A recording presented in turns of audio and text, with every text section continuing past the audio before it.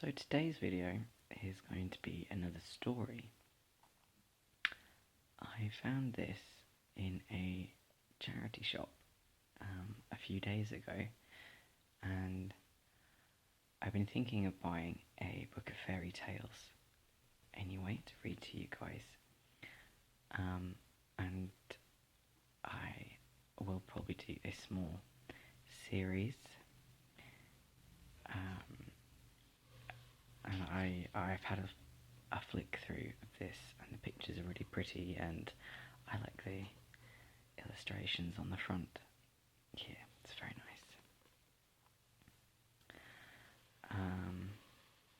So this is a book of Grimm's fairy tales, as you can see.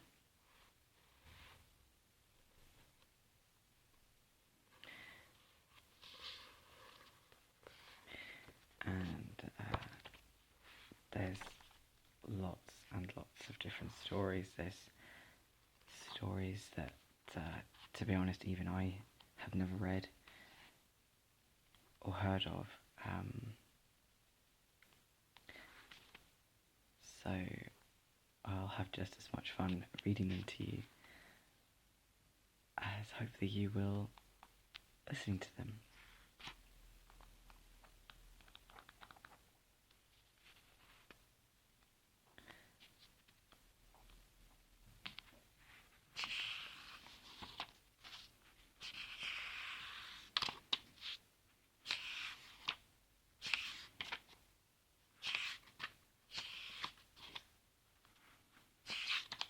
So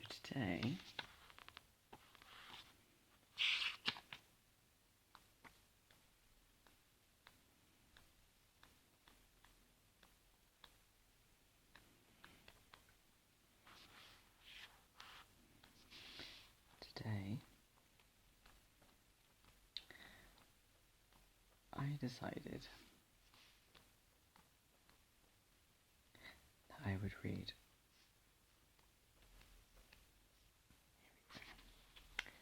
The Goose Girl.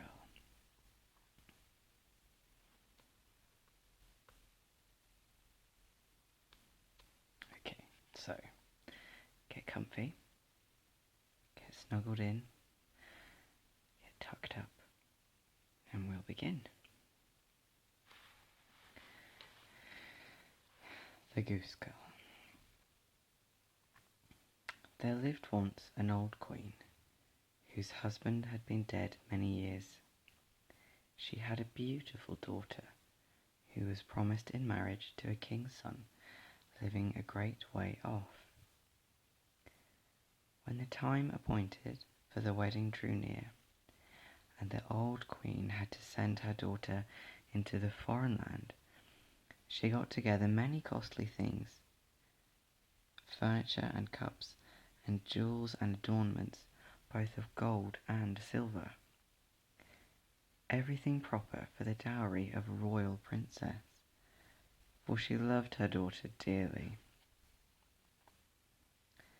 She gave her also a waiting gentlewoman to attend her and to give her into the bridegroom's hands, and they were each to have a horse for the journey. And the princess's horse was named Falada, and he could speak. When the time for parting came, the old queen took her daughter to the chamber, and with a little knife she cut her own finger so that it bled, and she held beneath it a white napkin, and on it fell 3 drops of blood, and she gave it to her daughter, bidding her take care of it, for it would be needful to her on the way. Then they took leave of each other, and the princess put the napkin in her bosom, got on her horse, and set out to go to the bridegroom. After she had ridden an hour, she began to feel very thirsty, and she said to the waiting woman, "Get down and fill my cup that you are carrying with water from the brook. I have a great desire to drink." "Get down yourself," said the waiting woman, "and if you are thirsty, stoop down to drink. I will not be your slave."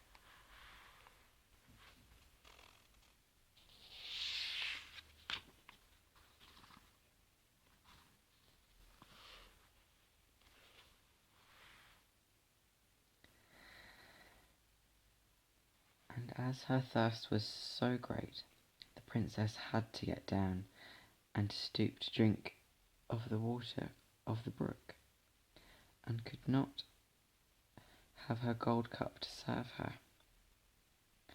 "Oh dear," said the poor princess. And the 3 drops of blood heard her and said, "If your mother knew of this, it would break her heart." But the princess answered nothing, and quietly mounted her horse again. So they rode on for some miles farther.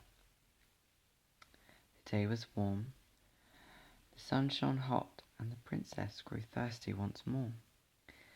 And when they came to a watercourse, she called again to the waiting woman and said, "Get down and give me to drink out of my golden cup," for she had forgotten all that had gone before.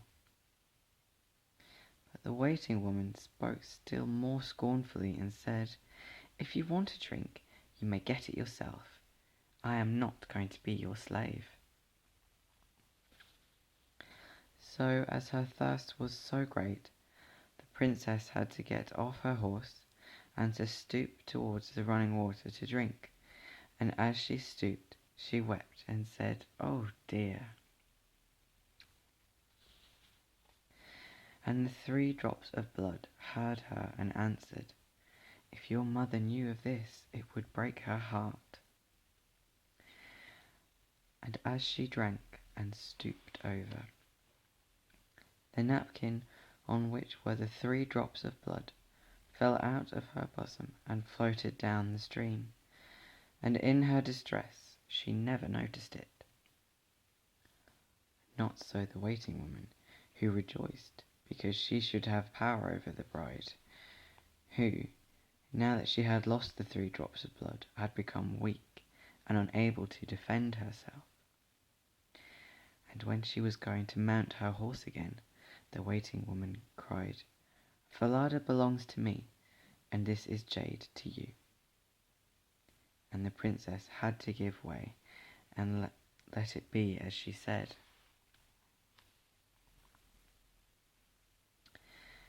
The waiting woman ordered the princess with many hard words to take off her rich clothing and put on her plain garments. Then she made her swear to say nothing of the matter when they came to the royal court, threatening to take her life if she refused. And all the while Falada noticed and remembered.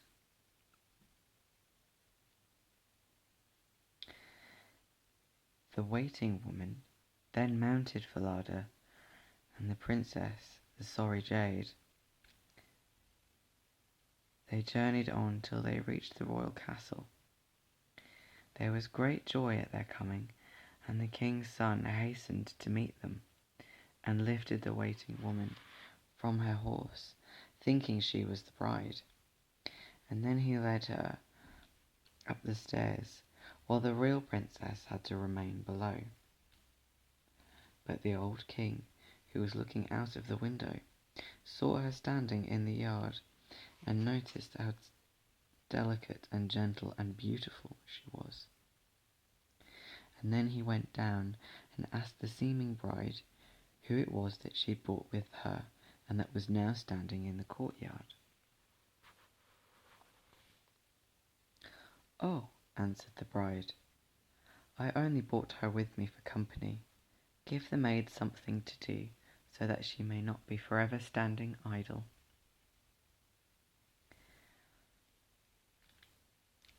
But the old king had no work to give her, until he bethought him of a boy that he had who took care of the geese, and that she might help him.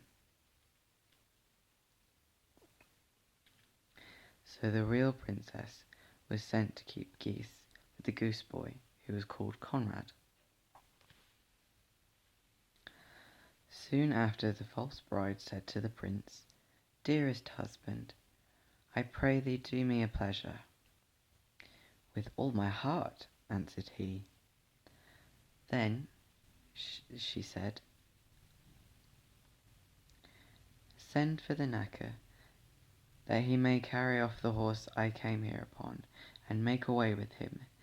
He was very troublesome to me on my journey." For she was afraid that the horse might tell how she had behaved to the princess.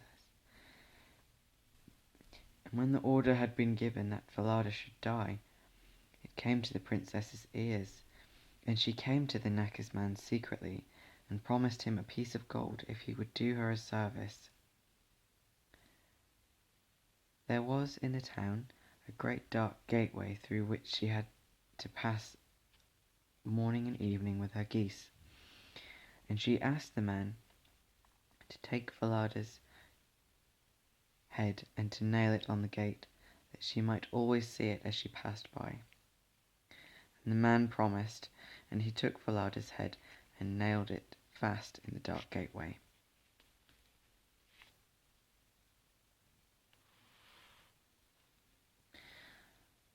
Early next morning, as she and Conrad drove their geese through the gate, she said as she went by, "O Falada, dost thou hang there?" And the head answered, "Princess, dost thou so meanly fare? But if thy mother knew thy pain, her heart would surely break in twain." But she went on through the town, driving her geese to the field. And when they came into the meadows, she sat down and undid her hair, which was all of gold. And when Conrad saw how it glistened, he wanted to pull out a few hairs for himself, and she said, "O wind, blow Conrad's hat away, make him run after it as it flies, while I with my gold hair will play, and twist it up in seemly wise." Then there came a wind strong enough to blow Conrad's hat far away over the fields, and he had to run after it.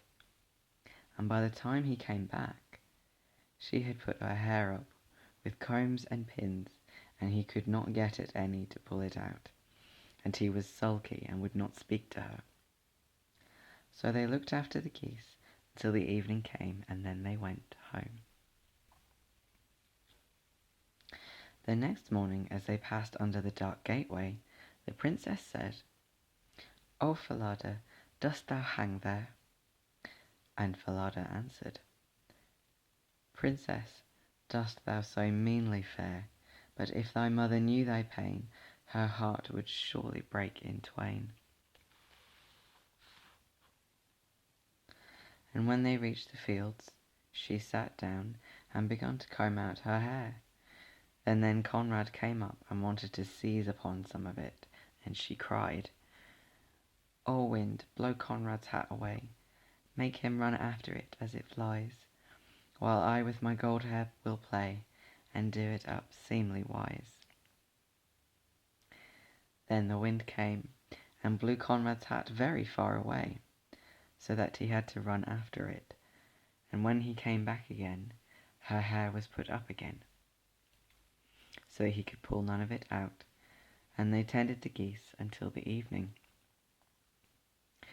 And after they had got home, Conrad went to the old king and said, I will tend the geese no longer with that girl." "Why not?" asked the old king. "Because she vexes me the whole day long," answered Conrad. Then the old king ordered him to tell him how it was. "Every morning," said Conrad, "as we pass under the dark gateway with the geese, there is an old horse's head hanging on the wall, and she says to it, 'O Falada, dost thou hang there?' And the head answers, 'Princess, dost thou so meanly fare? But if thy mother knew thy pain, her heart would surely break in twain.' And besides this, Conrad related all that happened in the fields, and how he was obliged to run after the hat. The old king told him to go and drive the geese next morning as usual, and he himself went behind the gate, and listened how the maiden spoke to Falada. Then he followed them into the fields, and hid himself behind a bush, and he watched the goose boy and the goose girl tend the geese, and after a while he saw the girl make her hair all loose, and how it gleamed and shone. Soon she said, "O wind, blow Conrad's hat away, and make him follow as it flies, while I with my gold hair will play, and bind it up in seemly wise."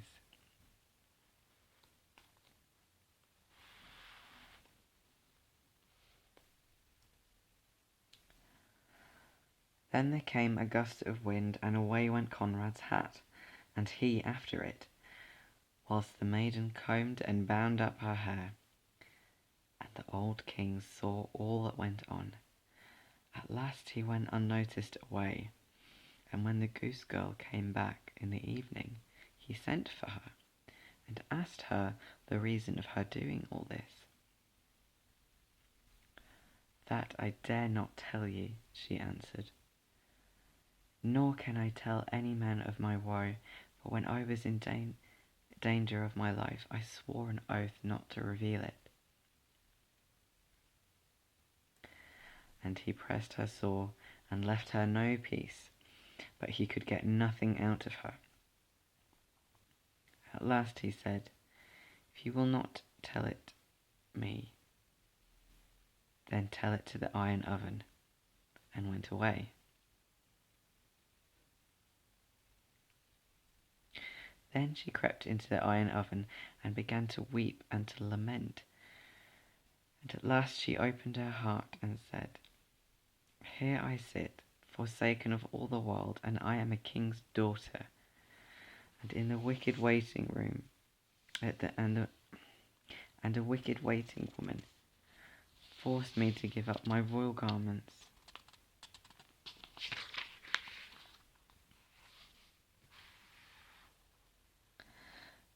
and my place at the bridegroom's side, and I am made a goose girl, and have to do mean service, and if my mother knew, it would break her heart." Now the old king was standing outside by the oven door listening, and he heard all that she said, and he called to her and told her to come out of the oven.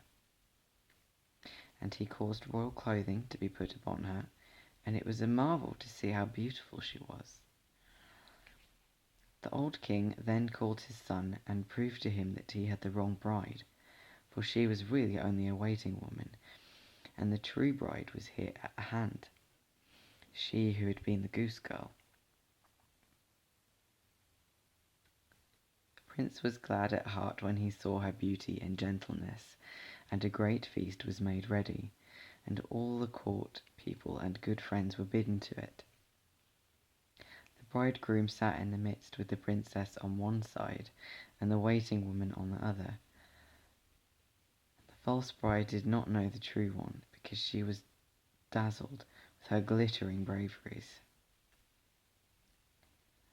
When all the company had eaten and drunk and were merry, the old king gave the waiting woman a question to answer as to what such a one deserved, and who had deceived her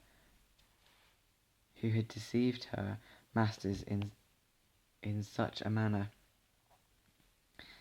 telling the whole story, and ended by asking, "Now what doom does such a one deserve?"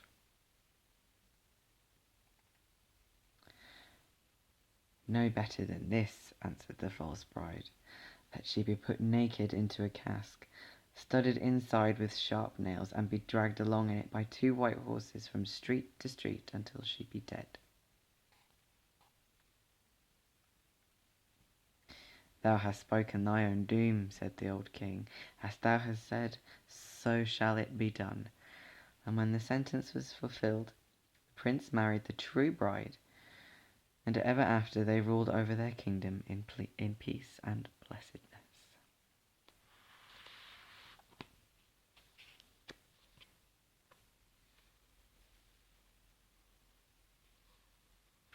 So, the Goose Girl. Hope you found that relaxing and you're nice and snuggled in still, if you're not already asleep. And I wish you a tingly and pleasant evening.